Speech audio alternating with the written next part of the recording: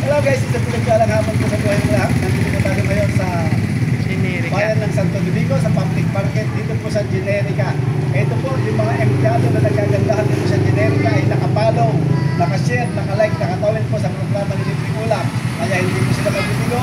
Ibibigay po natin yung ating ipinangako na libreng ulam. Eri po, tanggapin po yung libreng ulam. Ayan. Ano po masasabi mo man?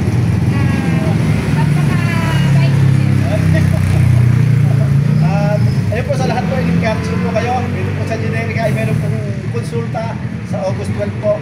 Anim na laboratory po ang i-check sa inyo sa halaga po ng 350. Kaya pwede po kayo magtungo rito kung ano ang yung nararamdaman. Magtungo lang po kayo rito sa Generica, Santo Domingo. Harap lang po ng public market ng Santo Domingo, Nueva Ecija. At ayan po, sa lahat, i-follow niyo po Ricardo Crosby po ang aking Facebook page at Kuya Rick Vlogs po ang ating YouTube channel. Nang sa ganoon, uploading ako